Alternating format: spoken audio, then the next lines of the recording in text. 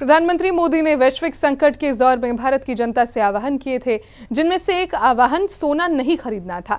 सांसद नवीन जैन की जन संकल्प यात्रा में मौजूद महिलाओं से जब सी न्यूज संवाददाता विजय बघेल ने पीएम मोदी के सोना नहीं खरीदने के आह्वान का जिक्र किया तो महिलाएं पीएम मोदी और राष्ट्र के साथ खड़ी नजर आईं। प्रधानमंत्री नरेंद्र मोदी के आह्वान को आम जनता तक पहुंचाने के लिए राष्ट्र जन संकल्प यात्रा निकाली है, जो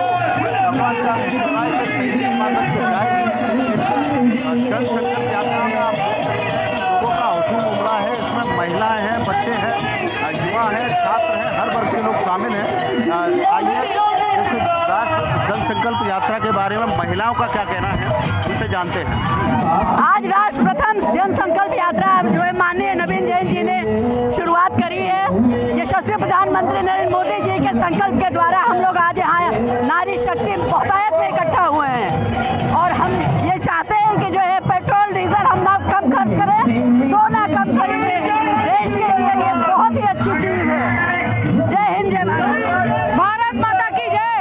आज हम लोग माननीय प्रधानमंत्री यशस्वी प्रधानमंत्री हमारे मोदी जी के आह्वान पर जो 7 संकल्प लिए गए हैं, देश को बचाने के लिए, देश को विषम परिस्थितियों में बचाने के लिए, उसके लिए हम यात्रा निकाले, लोगों को आह्वान करने के लिए। आज ये जो यात्रा निकाल रही है नवीन जैन जी के सानिध्य में, ये हमारे माननीय मोदी जी ने संदेश दिया है कि हम लोग पेट्रोल बचा सकते हैं, सोना बचा सकते हैं। सोना हमारे लिए कोई जरूरी नहीं है, सोना हमारे लिए कोई जरूरी नहीं है। जैसा कि आपको पता है, हमारे माननीय नरेंद्र मोदी जी ने आग्रह किया है, अपने 7 पायदान बताए हैं कि देश के लिए, राष्ट्र के लिए इस समय हमें क्या जरूरत है। अगर हमें राष्ट्र प्रथम जन संकल्प यात्रा निकाली जा रही है, इसका क्या संदेश आप लोग देना चाहते हैं? सबसे पहली जो इसका संदेश है वो ये है कि हमारे आदरणीय प्रधानमंत्री जी ने जो 7 संकल्प बोले हैं उनको साकार करना, जन जन तक पहुंचाना, सब पे इसको लागू करना।